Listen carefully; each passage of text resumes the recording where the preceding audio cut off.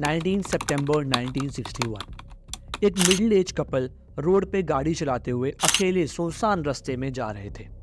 तभी उन्हें आसमान में एक नीली चमकती हुई लाइट दिखती है।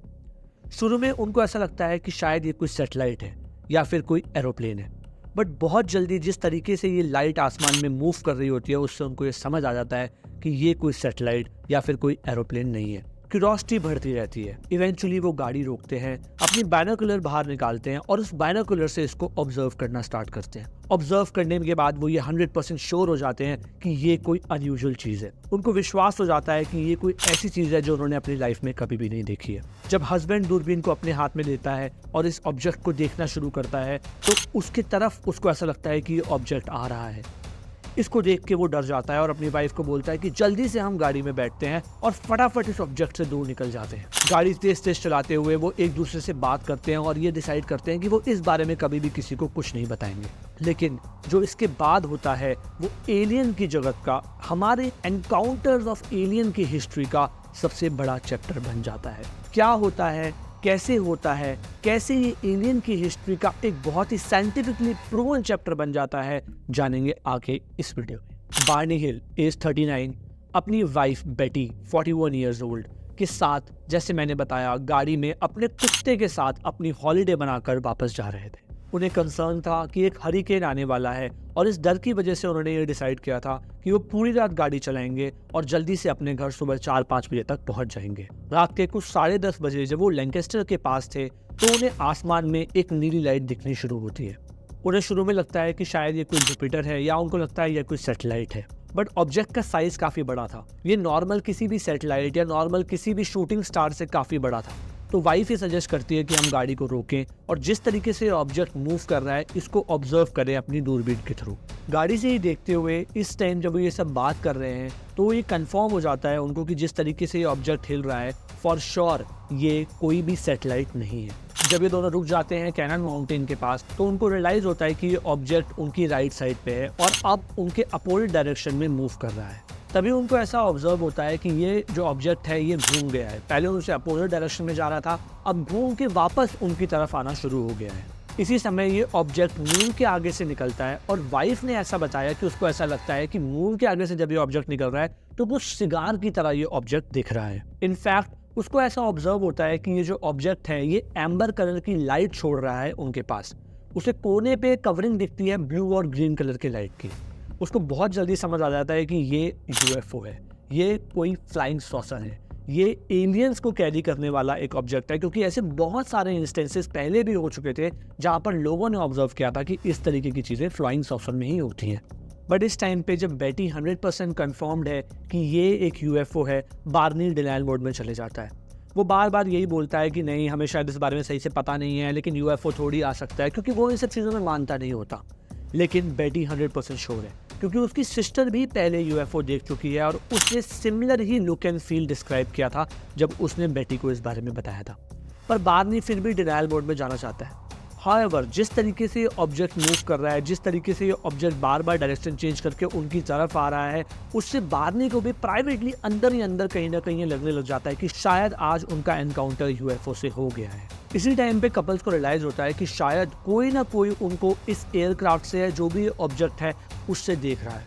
जो डॉग होता है वो भौंकने लग जाता है, डर जाता है और गाड़ी में जाके बिल्कुल दुबक के बैठ जाता है। वो दोनों कपल इतना डर जाते हैं ऐसे टाइम पे कि वो गाड़ी में जाते हैं और अपनी पिस्टल जो उनके पास होती है वो पिस्टल निकालते हैं, क्योंकि उनको लगता है कि शायद वो कुछ डेंजर में है।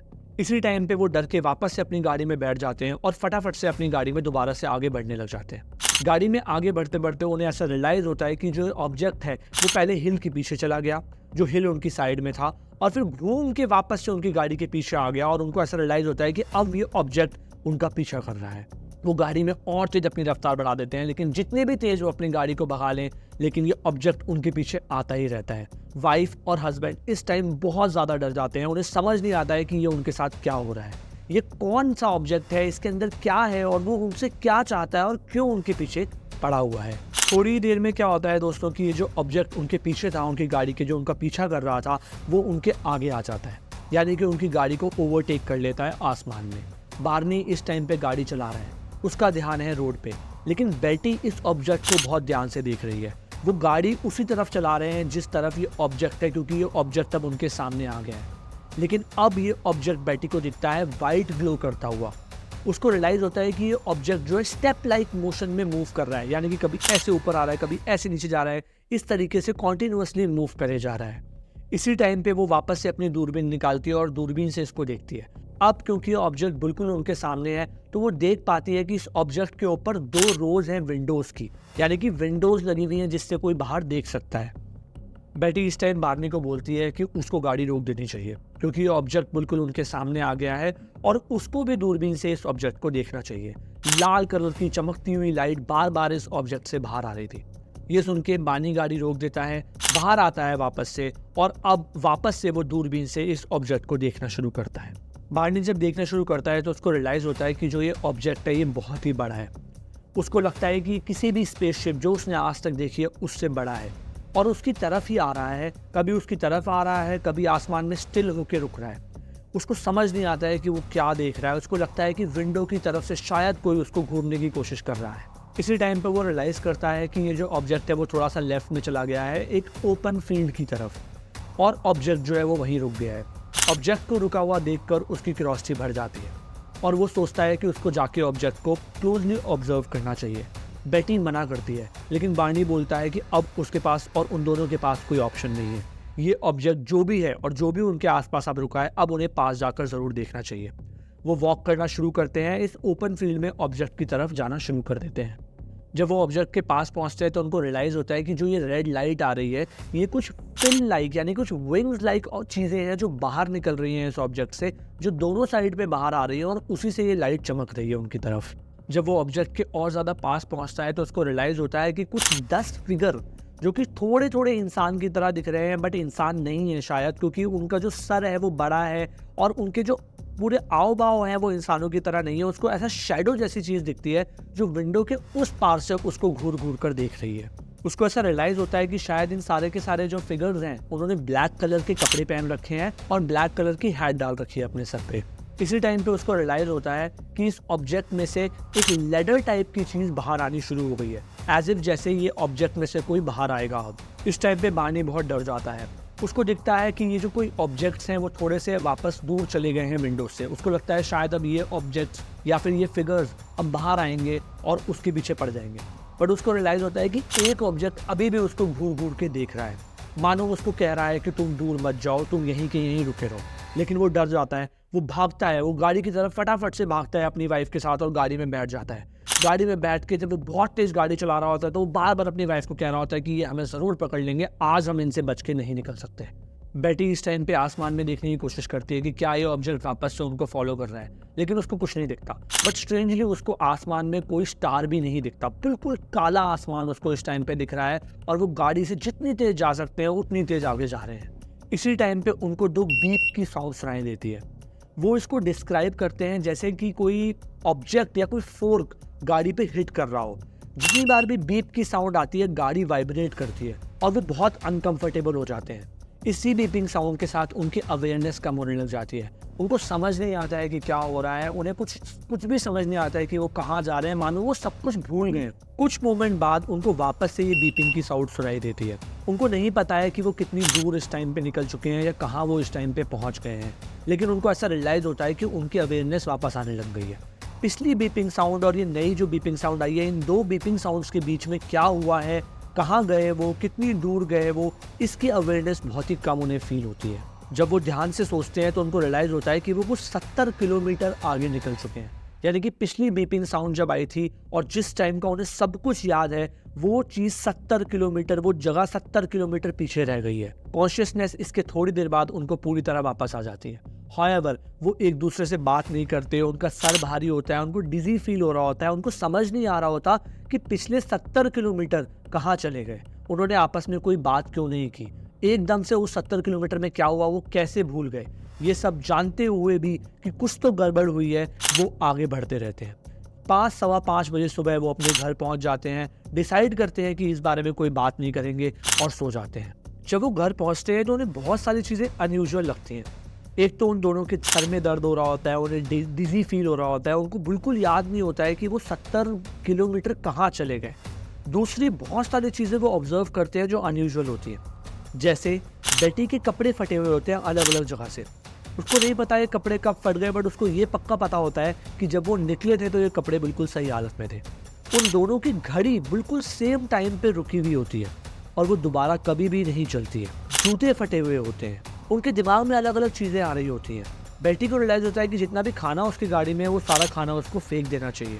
बर्नी को बार बार फील होता है कि उसको अपनी ग्रोइन को चेक करवाना है। उसे नहीं पता उसे ऐसा क्यों फील हो रहा है। वो दोनों बैठते हैं, एक दूसरे से बात करने की कोशिश करते हैं, रिकॉल करने की कोशिश करते हैं कि हुआ क्या था उनके साथ। लेकिन वो 70 किलोमीटर जो 2 बीप की साउंड आई है, उन दोनों बीप्स की साउंड के बीच का टाइम उनके लिए बिल्कुल ब्लैंक हो जाता है। उन्हें बिल्कुल समझ नहीं आ रहा होता कि उनके साथ हुआ क्या है, ये चीजें कैसे हो गई हैं, कपड़े कैसे फट गए हैं, घड़ी कैसे रुक गई है, जूते कैसे फट गए हैं। उनको ऐसा क्यों मन कर रहा है कि वो अपने सामान को, अपने खाने को फेंक दें। उनको ऐसा क्यों मन कर रहा है कि वो अपनी ग्रोइन को चेक करवाए। उनको बिल्कुल भी समझ नहीं आ रहा होता। बेटी को बस इतना याद रहता है कि बर्नी ने एक शार्प टर्न लिया था कहीं पे। उसको नहीं पता ये टर्न उसने क्यों लिया था। और उसको ये याद रहता है कि जो ये मून जैसा दिखने वाला ऑब्जेक्ट था, ये शायद वहाँ पे कहीं रुका हुआ था जहाँ पर इन्होंने टर्न लिया था। लेकिन इससे ज़्यादा वो कुछ भी याद नहीं कर पाती है। ये सारी चीज़ें उनको बहुत ज़्यादा कंफ्यूज कर देती हैं। सर में भी दर्द हो रहा होता है और वो डिसाइड करते हैं कि उनको सो जाना चाहिए। जब वो दोपहर में सो के उठते हैं तो बेटी का मन करता है कि वो अपनी सिस्टर को कॉल करे और ये सारी चीज़ें बताए। लेकिन बर्नी जब उठता है तो वो एक डिनायल मोड में चले जाता है। वो ये मानना ही नहीं चाहता कि ऐसा कुछ हुआ था। वो बोलता है ऐसा कुछ हुआ ही नहीं। वो बोलता है अनयूजुअल कुछ था ही नहीं। वो याद ही नहीं करना चाहता उन सारी स्टोरीज़ को। लेकिन बेटी बहुत श्योर थी कि कुछ तो अलग हुआ है। वो अपनी सिस्टर को कॉल करती है और ये सारी की सारी स्टोरी अपने सिस्टर को बता देती है। उसकी सिस्टर को एकदम से विश्वास हो जाता है क्योंकि उसकी सिस्टर ने पहले यूएफओ को देखा हुआ होता है। ये सब सुन के बेटी की सिस्टर एक फिजिसिस्ट को कॉल करती है और वो उससे पूछती है कि ऐसा अगर कुछ हुआ है और अगर उन्हें सबूत ढूंढना हो तो वो क्या कर सकते हैं। फिजिसिस्ट उनको ऐसा रिकमेंड करता है कि अगर ऐसा कुछ हुआ है तो कोई ना कोई रेडिएशन उनकी गाड़ी पे शायद जरूर छूट गई होगी। अगर वो एक कंपास को अपनी गाड़ी के पास ले जा पाए तो कंपास की डायरेक्शन से, कंपास के रिएक्शन से ये समझ आ जाएगा कि कोई रेडिएशन उनकी गाड़ी में प्रेजेंट है या नहीं है। ये सब सुन के बेटी फटाफट से बाहर जाती है, एक कंपास को लेकर और अब गाड़ी के पास रखती है। उसको रियलाइज होता है कि कुछ 12 छोटे छोटे स्पॉट्स हैं गाड़ी में जो बहुत ही अनयूजुअल दिख रहे हैं। कंपास और कहीं भी रिएक्ट नहीं करता है, लेकिन जैसे ही वो इस कंपास को इन ऑब्जेक्ट्स के पास लेके जाती है तो कंपास अजीब तरीके से रिएक्ट करने लग जाता है। ये सब सुनने के बाद उनको ऐसा रिकमेंड किया जाता है कि वो जाएं और एयरफोर्स को, जो वहीं पे एक छोटा सा एयरफोर्स का यूनिट होता है, उसको ये स्टोरी सुनाएं। इस एयरफोर्स को वैसे भी एक रिस्पॉन्सिबिलिटी पहले दी गई थी कि वो यूएफओ के बारे में थोड़ा सा रिसर्च करें। जब वो जाते हैं और उस ऑफिसर से वहाँ पर एयरफोर्स की बात करते हैं तो ये ऑफिसर बहुत ज़्यादा इंटरेस्ट लेता है उनकी बातों में। वो उनको अलग अलग रूम में भेज देता है और बोलता है कि आपको जो भी याद है उसकी आप एक ड्राइंग बनाइए, एक आर्ट बनाइए, ताकि ये पता लगे कि आप दोनों को सेपरेटली क्या सेम स्टोरी याद है। जब वो दोनों अपने अपने स्केचेस को रेडी करते हैं तो जब उन स्केचेस को मिलाया जाता है तो ऐसा रियलाइज होता है कि ये दोनों के दोनों स्केचेस बिल्कुल सेम है। वो दोनों सेपरेट रूम्स में गए, एक दूसरे की मेमोरी को इंटरफेयर नहीं किया, फिर भी बिल्कुल सिमिलर से स्केचेस दोनों ने रेडी किए। इस इंसिडेंट के बाद अगले 10 दिन तक बेटी को ऐसा रियलाइज होता है कि हर रोज रात को उसको बहुत ही रियलिस्टिक सपने आ रहे हैं। उन सपनों में बहुत ही अजीब अजीब कुछ हो रहा है। 5-6 दिन जब सपने उसको आ जाते हैं तो वो अपनी दोस्त को बताती है कि उसको रोज रात को ऐसे सपने आते हैं, उसको लगता है कि कोई उसको किडनैप करके लेके जा रहा है। उसकी दोस्त उसको सजेस्ट करती है कि हो सकता है ये सपने ना हो सकता है कि ये उसके अंदर छुपी हुई मेमोरी में कुछ ऐसी चीजें हो जो उसको याद नहीं है। और वो उसको रिकमेंड करती है कि वो जब भी ये सपने आए तो उनको लिखे। थैंकफुली बेटी इन सपनों को लिखना शुरू करती है क्योंकि बाद में ये सपने बहुत बड़े एविडेंस बन के निकलते हैं इस पूरी स्टोरी में। जब ये सब हो रहा होता है तो बेटी बहुत ज़्यादा ऑब्सेस हो जाती है। वो रिसर्च करने लग जाती है यूएफओ के बारे में। वो देखने लग जाती है कि अमेरिका में कहाँ कहाँ इसके बारे में रिसर्च चल रही है। सेम टाइम पे बर्नी जो है वो डिनायल मोड में चले जाता है। वो किसी से भी इस बारे में बात नहीं करना चाहता। लेकिन बेटी क्या करती है, वो इन्फॉर्मेशन निकालती है और इन्फॉर्मेशन निकालने के बाद ऑफिशियल्स जो रिसर्च में इन्वॉल्व होते हैं उनको कॉन्टैक्ट करती है। बेटी की ये सारी बातें सुन के जो साइंटिस्ट होते हैं वो सोचते हैं कि क्यों ना उनके घर जाया जाए और एक इंटरव्यू लिया जाए। कोशिश ये होती है कि वो अपने इंटरव्यू में किसी तरीके से बेटी और बर्नी को गलत प्रूफ करे और ये बात निकाल पाए कि ये मनगढ़ंत कहानियां सुना रहे हैं। लेकिन 6 घंटे से भी लंबे चले इंटरव्यू के बाद साइंटिस्ट कंक्लूड करते हैं कि उनकी बातों में कहीं भी इनकंसिस्टेंसी नहीं पाई गई है। यानी कि उनको ऐसा लगता है कि जितनी भी बातें ये बता रहे हैं ये सच हो सकती है। इसमें कोई भी ऐसी बात नहीं है उनको इंटेरोगेशन के बाद जिससे ऐसे साबित हो पाए कि ये एक मनगढ़ंत कहानी है। ये सब सुन के जो बाकी ऑफिशियल्स होते हैं वो भी काफी एक्साइटेड हो जाते हैं। इन सब के होने के बाद अक्टूबर में क्या होता है कि एक बड़े ऑफिशियल वापस से उनका इंटरव्यू करने आते हैं। ये इंटरव्यू 11 घंटे चलता है। 11 घंटे लंबे चले इंटरव्यू के बाद ये कंक्लूड किया जाता है कि इस कपल की बताई सारी बातें शायद सच हैं, लेकिन कुछ कुछ इनकन्सिस्टेंसीज निकल के आती हैं। सबसे बड़ी इनकन्सिस्टेंसी ये निकल के आती है कि जहाँ से वो चले थे रात को 10 बजे अपने घर पहुँचने के लिए, वहाँ से उनके घर का रास्ता था 4-4.5 घंटे का, यानी कि उन्हें आइडली पहुँच जाना चाहिए था 2-2:30 बजे। अगर मान के चले कि वो आधा पौना घंटा उस ऑब्जेक्ट को देखने के लिए रुक भी गए, तब भी 3-3:30 बजे मैक्सिमम उनको अपने घर पहुंच जाना चाहिए था, जबकि वो और तेज ड्राइव कर रहे थे उस ऑब्जेक्ट से बचने के लिए। लेकिन वो अपने घर पहुंचे हैं कपल सुबह 5-5:15 बजे। तो जो ये 2 घंटे के आसपास का टाइम है वो कहाँ गया, ये किसी को भी समझ नहीं आता। ये एक बड़ी इनकन्सिस्टेंसी बचती है। और जो उनकी बातों में इनकन्सिस्टेंसी आती है वो आती है पहली बीप और दूसरी बीप के बीच का जो टाइम है, यानी कि वो 70 किलोमीटर्स का जो टाइम है, उसमें जो दोनों की स्टोरीज हैं वो कुछ कुछ अलग निकल के आती हैं, क्योंकि दोनों को ही उन स्टोरीज के बारे में बहुत ज़्यादा याद नहीं है। और यही जो 2 घंटे का टाइम होता है जो मिस हो गया होता है, 70 किलोमीटर का टाइम जिसके बारे में उनको ज़्यादा पता नहीं होता है, यही बाद में आके इन्वेस्टिगेशन का काफ़ी बड़ा मुद्दा बनता है। इन सारी चीज़ों को देख के जो वहाँ के ऑफिशियल्स होते हैं वो कपल को ये सजेस्ट करते हैं कि उनको हिप्नोसिस का सहारा लेना चाहिए। हिप्नोसिस से उस 2 घंटे के टाइम फ्रेम में जो भी उनकी मेमोरी में चीज़ें छुप गई हैं, जो भी उन्हें याद नहीं आ रहा है उस 2 घंटे के टाइम फ्रेम के दौरान जो भी हुआ है उनके साथ, वो सारी चीज़ें निकाली जा सकती हैं। बर्नी जो पहले बहुत स्केप्टिकल था, इन सब चीज़ों के बारे में बात नहीं करना चाह रहा था, अब जब साइंटिस्ट उसको सीरियसली लेना शुरू कर देते हैं तो वो भी इंटरेस्टेड हो जाता है, वो भी इन सब चीज़ों को मानने लग जाता है। बेटी और बर्नी अपने घर जाते हैं, जाके डिस्कस करते हैं, अपने एक साइकियाट्रिस्ट फ्रेंड से मिलते हैं। लेकिन जो साइकियाट्रिस्ट फ्रेंड होता है वो उनको थोड़ा सा डरा देता है। वो इनको बोलता है कि ये एक बहुत ही डेंजरस प्रोसेस है। अगर आपकी हिडन मेमोरी को बाहर निकालने की कोशिश की गई तो इससे आपकी बॉडी पे बाकी इम्पैक्ट्स भी आ सकते हैं। हो सकता है कि आप बाकी सारी चीज़ें भूल जाएं, या हो सकता है कि आपका ब्रेन बहुत ज़्यादा इफेक्ट हो जाए। इन सब चीज़ों को सुन के बेटी और बर्नी थोड़े डर जाते हैं और वो मना कर देते हैं कि उन्हें ये एक्सपेरिमेंट नहीं करना है, उन्हें अपने आप को हिप्नोटाइज नहीं करवाना है। लेकिन दोस्तों, स्टोरी यहाँ पे आसान नहीं होती है। दोनों बेटी और बर्नी अपनी लाइफ में स्ट्रगल करते रहते हैं। बर्नी को एक पोस्ट ट्रॉमेटिक इंसिडेंट का जो ट्रबल होता है वो सफ़र कर रहा होता है, उनके दिमाग के साथ खेल रहा होता है। बेटी अभी भी बहुत ज़्यादा पॉजेस, बहुत ज़्यादा इन्वॉल्व रहती है, जो बार बार उन जगहों पे जाने की कोशिश करती है जहाँ पर उनके साथ ये सब हुआ था, याद करने की कोशिश करती है, बट उसे कुछ भी याद नहीं आता है।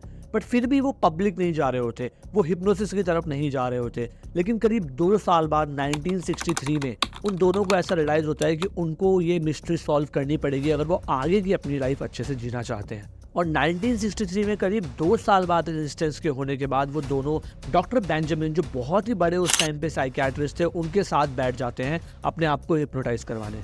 डॉक्टर बेंजामिन को बहुत ज़्यादा इंटरेस्ट नहीं होता है यूएफओ में, ना वो मानते हैं यूएफओ में, बट फिर भी उनको ये केस काफ़ी फैसिनेटिंग लग रहा होता है। उनको ये समझ आ जाता है कि अगर वो इस केस को सॉल्व कर पाएंगे, स्पेसिफिकली अगर वो इस 2 घंटे के टाइम फ्रेम को सॉल्व कर पाएंगे जो मिसिंग है पूरी स्टोरी में से, तो इस कपल की एंजाइटी को ड्रॉप किया जा सकता है, इस कपल को दोबारा से एक नॉर्मल लाइफ जीने के लिए प्रोत्साहित किया जा सकता है। और फरवरी 1964 में ये हिप्नोसिस की जर्नी शुरू होती है। सारी चीज़ें एनालाइज करने के बाद दोनों को सेपरेटली हफ्ते में एक बार हिप्नोटाइज किया जाता है और उनसे स्टोरी निकलवाई जाती है। लेकिन हिप्नोटाइज इस तरीके से किया जाता है कि हिप्नोटिज्म का प्रोसेस खत्म होने के बाद उन दोनों को याद ना रहे कि पिछले 1-1.5 घंटे में जो उनको हिप्नोटाइज किया गया है उसमें क्या हुआ। क्योंकि डॉक्टर ये मानते थे कि अगर इन दोनों को आधी अधूरी डिटेल्स याद रहनी शुरू हो जाएंगी तो ये और परेशान हो जाएंगे। करीब जून तक, यानी कि फरवरी 1964 से जून तक ये हिप्नोसिस का सिलसिला चलता रहता है। हर बार डॉक्टर उन दोनों को अलग अलग हिप्नोटाइज करते हैं, दोनों से इन्फॉर्मेशन निकालते हैं और कुछ ऐसा करते हैं कि उन दोनों को याद ना रहे हिप्नोटिज्म के बाद कि उनके साथ क्या हुआ था। 1964 जून में जब ये हिप्नोटिसिस का प्रोसेस खत्म होता है तो दोनों डॉक्टर्स जो इस प्रोसेस में इन्वॉल्व होते हैं वो पूरी की पूरी स्टोरी पब्लिक को आके बताते हैं। और जो डिटेल्स डॉक्टर्स लोगों को बताते हैं इसके बाद, उसने इस स्टोरी को हमेशा के लिए फेमस कर दिया। जब वो इंस्टेंस हुआ था इन दोनों कपल के साथ और बार्नी खड़े होकर जब एयरक्राफ्ट को देख रहा था फील्ड में, तो उसकी जो मेमोरी थी वो वेग हो गई थी, लेकिन हिप्नोसिस में उसकी वो मेमोरी वापस से बाहर आने लग जाती है। वो डॉक्टर्स को बताता है कि उसने ये देखा कि जो उस विंडो में से उसको लोग देख रहे हैं उसमें से एक ऐसा व्यक्ति था जिसने हैट पहन रखा था, सबने हैट नहीं पहन रखा था। और वो व्यक्ति जिसने हैट पहन रखा था उसने बर्नी को देखा, देख के बर्नी को स्माइल किया। हाउएवर वो ये भी बताता है कि इस चीज़ की मेमोरी बहुत वेग है उसकी, उसको बहुत अच्छे से ध्यान नहीं है कि उनका फेस कैसे लग रहा था, बट उसको ध्यान है कि उसकी आइज़ कैसी लग रही थी। और उनकी आइज़ को देख के उसको ऐसा याद है कि उसने शायद उसकी तरफ देख के स्माइल किया। बार्नी ये बताता है कि इस व्यक्ति की जो आइज थी, यानी कि जो ये एलियन है जिसको काइंड ऑफ ये मानते हैं कि इन एलियंस का सरदार यानी कि हेड है वो, उसकी आइज का काफी प्रोफाउंड इम्पैक्ट हो रहा था बार्नी के ऊपर। वो ये बताता है कि मानो उसकी आइज जो है वो बार्नी से बातें कर रही थी और बार्नी को बोल रही थी कि तुम यहीं खड़े रहो। इस टाइम पे जब बाकी सारे लोग, जो 10 फिगर्स की मैंने आपको पहले बात की थी, वो लोग जब इस क्राफ्ट से नीचे आने की कोशिश कर रहे थे, उसी टाइम पे ये जो हेड है बेसिकली वो आइस से बार्नी से बातें कर रहा था और बार्नी को वहीं रुकने के लिए बोल रहा था। और जब ये सब हो रहा था तो बार्नी डर जाता है।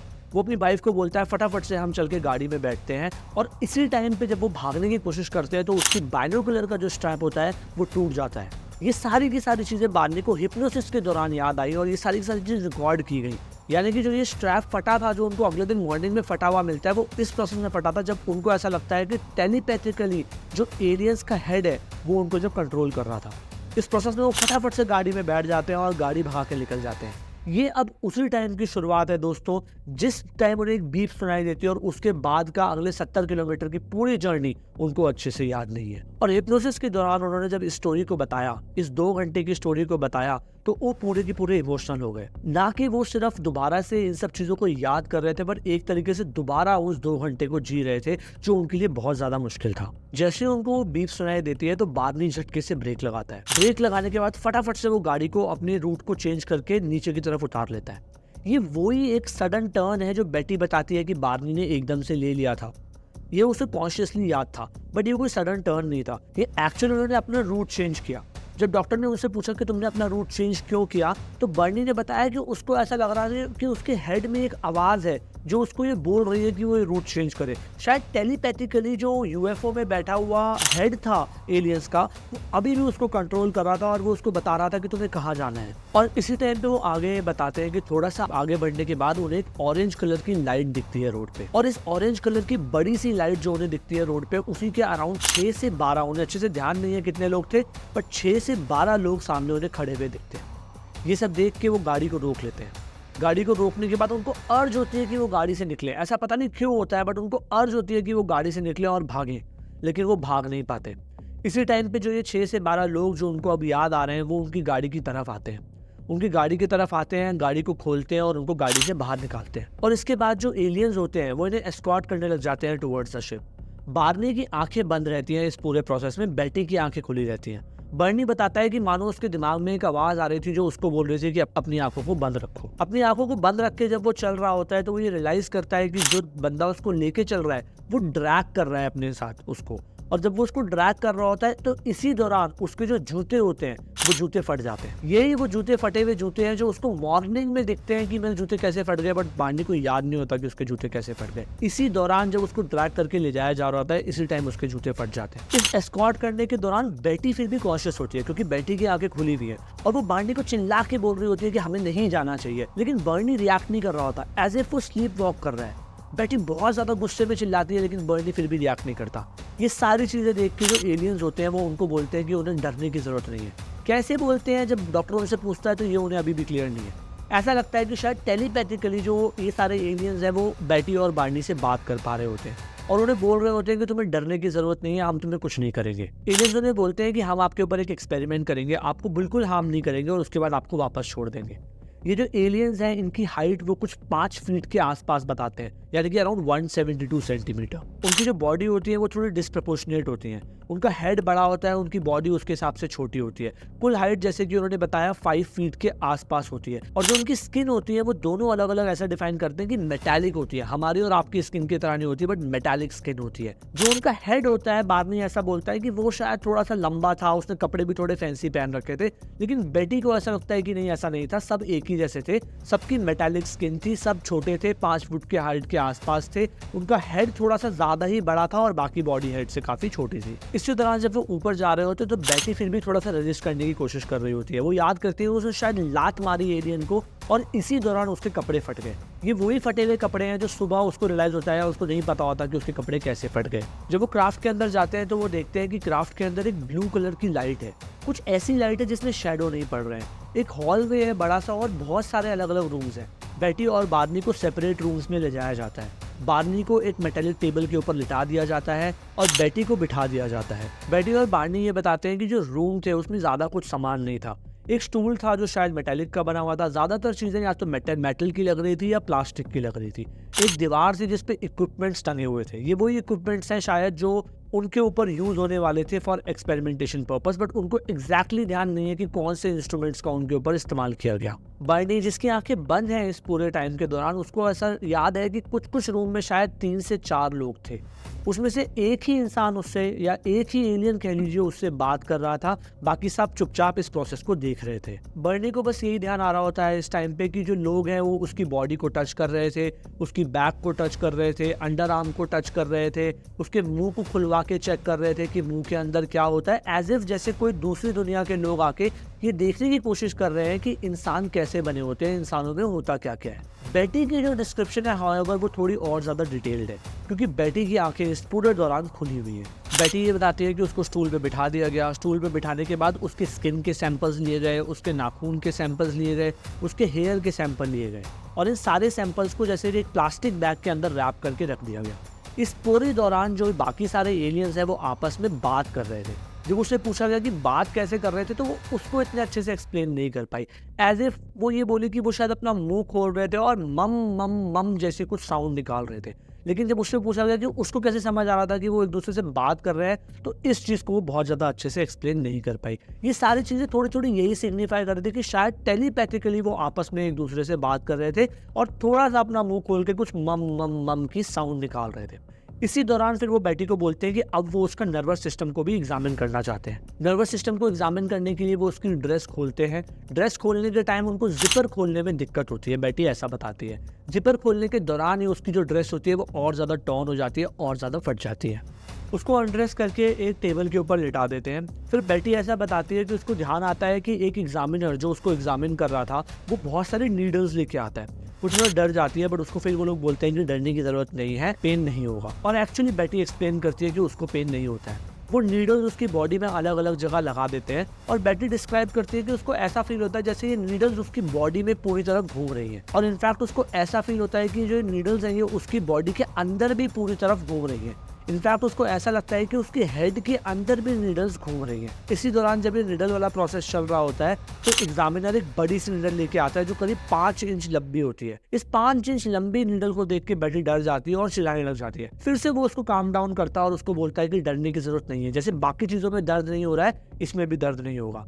और बेटी की नाभि के बीच में वो इस नीडल को घुसा देता है। जब बेटी की नाभि के बीच में वो इस नीडल को घुसाता है तो बेटी को दर्द होता है और बेटी चिल्ला उठती है। जब बेटी चिल्लाती है तो जो एलियंस का हेड होता है, जो पहले इन सारे प्रोसेस को दूर से देख रहा होता है, वो बेटी के पास आता है और उसकी नाभि के ऊपर हाथ रखता है। बेटी बताती है कि जैसे ही वो नाभि के ऊपर हाथ रखता है ये सारा का सारा दर्द एकदम से चले जाता है, यानी कि एकदम से नाभि के बीच में घुसाई हुई नीडल का जो पेन होता है वो एकदम से पूरा खत्म हो जाता है। वो बेटी से अपोलोजाइज करता है और बेटी को बोलता है कि उनको नहीं पता था कि ये करने से दर्द होगा, नहीं तो वो ये एक्सपेरिमेंट नहीं करते। और वो एक्सप्लेन करता है कि जो ये सारा नीडल वाला एक्सपेरिमेंट किया गया ये एक प्रेगनेंसी टेस्ट है, ये देखने के लिए कि प्रेगनेंसी कैसे होती है ह्यूमंस के अंदर। ये एक्सपेरिमेंट खत्म होने के बाद बेटी को वापस से ड्रेस कर दिया जाता है, उसको बिठा दिया जाता है। सारे के सारे जो फिगर्स थे, एग्जामिनर था, वो रूम से बाहर चले जाते हैं, एक्सेप्ट फॉर द लीडर जो रूम के अंदर ही रहता है।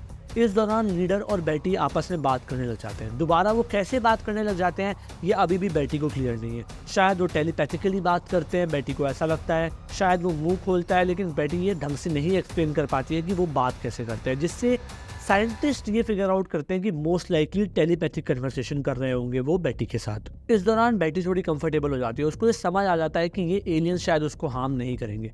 कंफर्टेबल होने के बाद वो एलियन को बोलती है कि ये सब एक बहुत ही ज़बरदस्त एक्सपीरियंस रहा है उसके लिए। इसी टाइम पे वो बोलती है कि क्या मैं कुछ ले जा सकती हूँ यहाँ से एज अ प्रूफ। एलियन उसको बोलता है कि रूम देख लीजिए, आपको रूम में जो भी अच्छा लगे आप लेके जा सकते हैं एज अ प्रूफ। वो रूम देखती है, कबर्ड ओपन करती है, ड्रॉर ओपन करती है, उसको ड्रॉर में एक मोटी सी बुक दिखती है।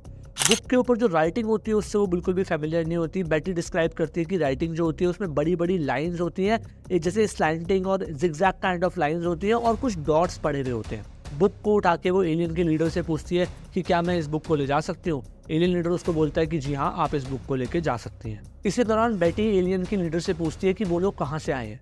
वो उसको एक मैप दिखाता है, जिस मैप पे बेटी रिकॉल करती है कि एक बड़ा सा सर्कल था और छोटे छोटे बहुत सारे सर्कल्स थे।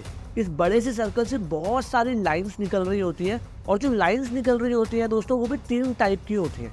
एक लाइन होती है जो बहुत गाढ़ी और बिल्कुल बहुत ब्रॉड होती है, एक लाइन होती है जो गाढ़ी नहीं होती बट बिल्कुल सीधी सीधी होती है, और एक लाइन होती है जो डॉटेड लाइन होती है।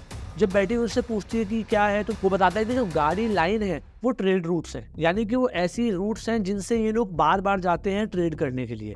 जो स्ट्रेट लाइंस है बट जो गाड़ी लाइंस नहीं है, वो ऐसे एक्सपीडिशंस हैं जो लोग रोज करते हैं। जो स्ट्रेट लाइंस है वो ऐसे रूट्स हैं जहाँ पर ये कभी कभी जाते हैं, और जो बिल्कुल डॉटेड जो ब्रोकन लाइंस है वो कुछ एक्सपीडिशंस हैं जो ये लोग बहुत रेयरली जाते हैं। यानी कि अगर सोचा जाए तो ये जो बड़ा सा सर्कल था शायद वो जगह थी जहाँ ये लोग रहते हैं। जो छोटे छोटे सर्कल थे शायद वो कोई प्लैनेटरी ऑब्जेक्ट्स या कोई ऐसी चीज़ें थी या कोई ऐसी जगहें थी जो कि सोलर सिस्टम में कहीं पे एग्जिस्ट करती होंगी, और ये जो रास्ते थे बेसिकली वो उनके प्लैनेट से निकलने वाले रास्ते थे।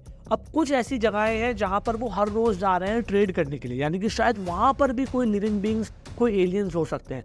कुछ ऐसी जगहें हैं जहाँ पर वो कॉमनली जाते हैं कुछ कुछ चीज़ करने के लिए, और कुछ ऐसी जगहें हैं जहाँ वो बहुत रेयरली जाते हैं, तो शायद जहाँ पहुँचना बहुत मुश्किल होगा, या फिर शायद जहाँ पर ज़्यादा कोई और एलियंस नहीं एग्जिस्ट करते होंगे। जब एलियन का लीडर उसको ये सब चीज़ें बता रहा होता है तो वो ये पूछते हैं कि आपका एग्जैक्टली घर कहाँ है यहाँ पे।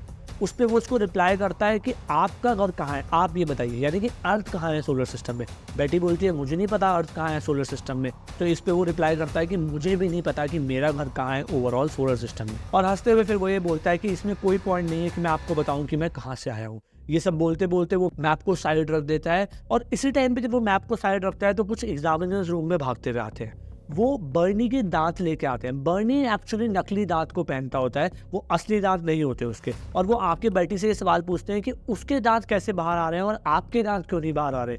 इस पे बेटी एक्सप्लेन करती है कि मेरे रियल टीथ हैं, बर्नी के दांत टूट चुके हैं और वो डेंचर्स का इस्तेमाल करता है। बेटी उनको बताती है कि जब लोग बुढ़े हो जाते हैं तो उनमें से भी बहुत सारे लोगों के टीथ टूट जाते हैं और फिर सब लोग डेंचर्स का इस्तेमाल करते हैं। बुढ़े होने की बात सुन के जो एलियंस होते हैं वो उससे पूछते हैं कि बुढ़े होने का क्या मतलब होता है। इस पे बेटी एक्सप्लेन करती है कि जब लोगों की एज बढ़ती है तो वो थोड़े थोड़े उनकी बॉडी खराब होने लग जाती है, उनके सिस्टम्स अच्छे से काम नहीं करते। इस पे उनसे वापस सवाल पूछता है कि एज क्या होता है। इस पे बेटी उन्हें एक्सप्लेन करती है कि एज यानी कि वो लेंथ ऑफ टाइम जितना लोग जिंदा रहते हैं। फिर वो उनसे वापस पूछता है कि लोग कितना जिंदा रहते हैं। तो बेटी उसे बताती है कि अराउंड 90 ईयर्स, 100 ईयर्स, कुछ लोग जल्दी भी मर जाते हैं बट कुछ लोग 100 साल तक की उम्र भी जी लेते हैं। ये सारी बातों को सुनते सुनते सवाल पे सवाल आते रहते हैं। कभी वो उनसे पूछते हैं कि एज क्या होती है, कभी वो बेटी से पूछते हैं कि तुम लोग खाते क्या हो, कभी वो पूछते हैं कि मरते कैसे हो। जितनी भी चीज़ें ह्यूमन लाइफ में एग्जिस्ट करती हैं जो बेटी अपनी बातों में जनरली उनको नॉर्मली बताती रहती है, वो सब चीज़ों पर उनसे एक के बाद एक सवाल पूछते रहते हैं। इन सारे सवालों को आंसर देते देते बेटी थक जाती है और बोलती है कि मेरे पास तो सारे सवालों का आंसर नहीं है, लेकिन अगर आप चाहें तो मैं अर्थ पे आपको ऐसे बहुत सारे लोगों से इंट्रोड्यूस करवा सकती हूँ जो आपको सारे सवालों का आंसर दे सकते हैं। जब आप नेक्स्ट टाइम आए तो आप जरूर बताएं। इसके ऊपर फिर बेटी उनसे पूछती है जब आप नेक्स्ट टाइम आएंगे तो हमें पता कैसे चलेगा कि आप आ रहे हैं। इस पे वो हंस के उनको आंसर करता है कि हमें जिसको भी ढूंढना होता है हम खुद से ढूंढ लेते हैं, हमें किसी की मदद की जरूरत नहीं है। इसी दौरान बर्नी का भी जो एक्सपेरिमेंट होता है वो खत्म हो जाता है और बर्नी को भी इसी रूम में लेके आया जाता है। दोनों को यूनाइट किया जाता है और बेटी को ऐसा कुछ याद है अभी भी कि बर्नी की आंखें इस टाइम पे भी क्लोज होती है।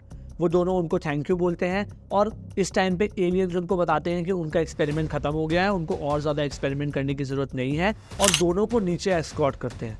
बेटी और बार्नी को ऐसा बिलीव है कि करीब 30 से 40 मिनट वो लोग शिप के अंदर रहते हैं। जैसे ही वो शिप से बाहर निकलते हैं उनको एक गर्मी का एहसास होता है, हवा का एहसास होता है, उनको ऐसा एहसास होता है कि टेम्परेचर बहुत ज़्यादा चेंज हो गया है। वो जा रहे होते हैं, इसी टाइम पे जो लीडर होता है वो बेटी को रोकता है, उसके हाथ से बुक ले लेता है। बेटी गुस्सा हो जाती है और उसको बोलती है कि आपने तो मुझे प्रॉमिस किया था कि आप बुक दे देंगे। उस पर वो उसको रिप्लाई करता है कि जो बाकी लोग हैं वो स्ट्रांगली ये मानते हैं हमें अपनी एग्जिस्टेंस का कोई भी सबूत आपको नहीं देना है। वो उसको अपोलोजाइज करता है और उससे बुक ले लेता है। बेटी उसको बोलती है बट उनको तो सब कुछ याद है, वो तो लोगों को जाके सब कुछ बता देंगे। इस पर वो उनको रिप्लाई करता है कि अगर आप चाहें तो आपको ये सब याद रह सकता है, लेकिन आपके लिए अच्छा होगा कि आप ये सब चीज़ें भूल जाएं। अगर आप भूल जाएंगे तो आपकी लाइफ वापस से नॉर्मल शुरू हो जाएगी। और वो उनको सब कुछ भुला देता है जो भी उनके साथ हुआ होता है इस पूरे 30-40 मिनट के दौरान। बार्नी आगे बढ़ता है और गाड़ी में बैठ जाता है। बेटी देखती है कि उसके कुत्ते को टाई किया हुआ है और उसका कुत्ता भौंक रहा है। वो कुत्ते को खोलती है और बर्नी को बोलती है कि आओ हम इन लोगों को जाते हुए देखते हैं। लेकिन बर्नी इस टाइम तक ऑलमोस्ट सब कुछ भूल चुका है, उसको कुछ भी याद नहीं है। वो बिल्कुल कंफ्यूज हो जाता है कि ये बेटी किसको दिखा रही है, क्या हो रहा है। बट बेटी उसको उतारती है और वो देखते हैं कि ये लोग किस तरीके से अपनी शिप में बैठ रहे हैं और कैसे शिप एकदम से हवा में उड़ के निकल जाता है। और जब वो शिप को देखते हैं तो वो रियलाइज करते हैं कि शिप जो है वो बड़ा होते चले जा रहा है और ऑरेंज ग्लो करते चले जा रहा है और ऑरेंज ग्लो करते चले जा रहा है और विद इन फ्यू सेकेंड्स एकदम से हवा में उड़ जाता है और हवा में उड़ के दूर चले जाता है। जब वो हवा में उड़ के दूर चले जाता है तो वो कुछ मून जैसा ब्लू दिखने लग जाता है, और यही वो कुछ एक वेग मेमोरी है जो उनको कॉन्शियसली याद होती है कि उन्होंने कोई मून जैसी चीज़ देखी जो डिसअपियर हो गई थी। बेटी एक्सप्लेन करती है कि जब ये शिप चले जाता है तो उन दोनों को बहुत हैप्पी फील हो रहा होता है, बहुत एक्सटैटिक फील हो रहा होता है, और उनको ऐसा लग रहा होता है जैसे मानो कुछ बहुत ही अच्छा हुआ है उनके साथ। इनफैक्ट ये सब होने के बाद बर्नी बहुत आराम से गाड़ी में बैठ जाता है, गाड़ी को ड्राइव करना शुरू कर देता है, और फिर वापस से उनको वो बीपिंग की साउंड सुनाई देती है। यानी कि जो 2 घंटे जो उनको बिल्कुल भी याद नहीं थे, यानी कि वो पूरे 2 घंटे की स्टोरी जो एक बीप और दूसरे बीप के बीच में हुई होती है, वो पूरी की पूरी स्टोरी बेटी और बर्नी को हिप्नोसिस के प्रोसेस से अच्छे से याद आ गई होती है। हम बेटी और बार्नी को ठीक करने के लिए डॉक्टर साइमन उनको फिर से बुलाते हैं और उनको वापस से ये सारी की सारी जो रिकॉर्डिंग होती है जो उन्होंने हिप्नोसिस के दौरान बताया होता है, वो सारी की सारी रिकॉर्डिंग सुनाते हैं। जब पहली बार भी बेटी और बार्नी सारी की सारी रिकॉर्डिंग सुनते हैं तो बहुत रोते हैं, जैसे मानो उनके दिल के ऊपर से रखा हुआ एक पत्थर किसी ने हटा दिया हो। दोनों काफ़ी अच्छा फील करते हैं। उनको ऐसा लगता है कि ये चेन जिसने उनको बांध रखा था, जैसे किसी ने मान लो वो चेन किसी ने खोल दी हो। डॉक्टर साइमन मीडिया को ये बताते हैं कि दोनों की जो स्टोरीज हैं जो सेपरेटली हिप्नोसाइज करके निकाली गई हैं वो काफ़ी कंसिस्टेंट है। इनफैक्ट बर्नी की ग्रोइंग के ऊपर एक साइन भी उनको दिखता है जो काफ़ी बार इन्फ्लेट हो रहा होता है। एक डर्मेटोलॉजिस्ट की मदद से पता चलता है कि ये कुछ इलेक्ट्रोमैग्नेटिक चीज़ है जो बर्नी के ग्रोइंग में रखी गई थी और वो फिर उसको रिमूव करता है।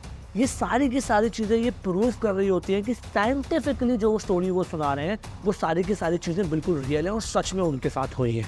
बेटी और बर्नी की कहानी कोई पहली कहानी नहीं है ऐसी जहाँ पे एलियन एनकाउंटर के बारे में बात की गई है, ना ही वो अमेरिका की ऐसी पहली कहानी है जहाँ पे एलियन एनकाउंटर के बारे में बात की गई है, लेकिन ये ऐसी पहली कहानी बनती है जहाँ पे साइंटिफिक प्रूफ्स मिलते हैं जिससे साबित होता है कि उनकी कहानी में सच्चाई है। इन सारी सच्चाइयों को देख के यूएफओ में जो इंटरेस्ट जागा है, एलियंस में जो इंटरेस्ट जागा है सारी कंट्रीज का, वो सबसे बड़ा इम्पैक्ट है इस कहानी का। बहुत सारे रिसर्च विंग्स बनाए जाते हैं, अलग अलग कंट्री में इसके बारे में बात होनी शुरू होती है। बहुत सारी कंट्री की गवर्नमेंट्स एक अलग अलग यूनिट्स बनाती हैं जो यूएफओज और एलियंस के बारे में आज की डेट में भी रिसर्च कर रही है। 1969 में बर्नी की डेथ हो जाती है हार्ट अटैक से। 2004 तक बेटी जीवित रहती हैं। इन सारे सालों के दौरान उनसे जब भी एलियंस के बारे में पूछा जाता है तो उनकी वही स्टोरी जो उन्होंने पहली बार बताई थी वो कंसिस्टेंट रहती है, क्योंकि साबित करती है कि उनकी बताई हुई सारी बातें बिल्कुल सच थी। दोस्तों, ये थी बेटी और बार्नी की एलियन एनकाउंटर की पूरी कहानी। ऐसे बहुत सारे और एनकाउंटर्स हुए हैं, अगर आप जानना चाहते हैं उनके बारे में मुझे कमेंट्स में ज़रूर बताएं, मैं और ऐसे वीडियोस आपके लिए लेके आऊँगा। लेकिन एलियंस के बारे में, यूएफओस के बारे में जो हमारे दिमाग में डाउट है, हमें वो डाउट हटा देना चाहिए, क्योंकि इतना बड़ा सोलर सिस्टम है, मिल्की वे गैलेक्सी इतनी बड़ी है, इतने सारे प्लैनेट्स हैं, ये मानना कि सिर्फ हमारे प्लैनेट में ही लाइफ है वो बेवकूफ़ी होगी। प्रोबेबिलिटिकली भी बेवकूफ़ी होगी और वैसे भी बेवकूफ़ी होगी। बहुत सारे और प्लैनेट्स में लाइफ होना पॉसिबल है, एलियंस होना पॉसिबल है, उनका हमारे से एडवांस होना भी साइंटिफिकली पॉसिबल है। बहुत ही रिसेंटली मैं इसरो के एक साइंटिस्ट का सुन रहा था और वो ये बता रहे थे कि बहुत सारे जो ये प्लैनेट्स हैं वहाँ पर लाइफ हमारे से बहुत साल पहले भी शुरू हुई हो सकती है, क्योंकि वहाँ का जो सन है जहाँ से मेन लाइफ आती है वो हमसे पहले से एग्जिस्ट कर रहा है। तो हो सकता है कि वहाँ पर लाइफ बहुत साल पहले से चल रही हो और इसीलिए वो हमसे साइंटिफिकली बहुत ज़्यादा आगे हो। इसलिए हो सकता है कि भले हम उन तक ना पहुँच पा रहे हो लेकिन वो हम तक पहुँच पा रहे हो। तो दोस्तों, ये था वीडियो। अगर आपको वीडियो अच्छा लगा हो तो वीडियो को लाइक करिएगा, चैनल को सब्सक्राइब करिएगा, मुझे कमेंट करके बताइएगा कि मैं और क्या आपके लिए लेके आ सकता हूँ। खुश रहिए, आबाद रहिए।